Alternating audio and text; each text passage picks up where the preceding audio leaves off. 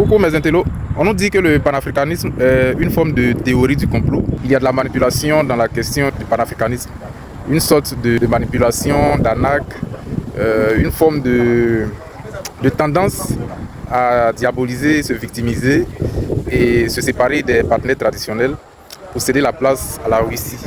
Voilà, que le panafricanisme est une théorie du complot. Vous comprenez, non? Ce qu'on appelle une théorie du complot, c'est que c'est pas un fait réel palpable, ce n'est que de la manipulation qui est dans la chose. Vous comprenez, non? D'accord, donc ça veut dire que l'effacement de Patrick Lumumba était une théorie du complot. L'effacement de Sylvanus Olympio était une théorie du complot.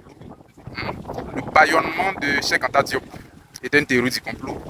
L'effacement de Amilcar Cabral était une théorie du complot. L'effacement de Kwame Nkrumah, l'effacement de Kadhafi, aujourd'hui son fils, tout ça sont des théories du complot. Ce sont des faits imaginaires en fait. Vous comprenez, non? Voilà un peu ce que les gens essaient de faire passer la mouvance panafricaniste comme un nouveau mouvement qui se présente comme anti-occident, anti-français ou anti-politique occidentale et qui prône le basculement vers la Russie. Est-ce que vous pensez que c'est vrai? Si cela est vrai, alors tous ces leaders panafricains qui ont été effacés ont été effacés pour rien. Ou bien ils vivent quelque part sur une autre planète, mais c'est une théorie du complot qui les fait passer pour des martyrs. On réfléchit sur la question.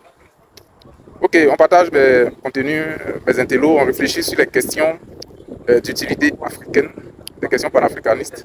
Et on agrandit notre communauté en partageant, en commentant, pour fabriquer, pour agrandir cette communauté d'intellectuels africains. Café.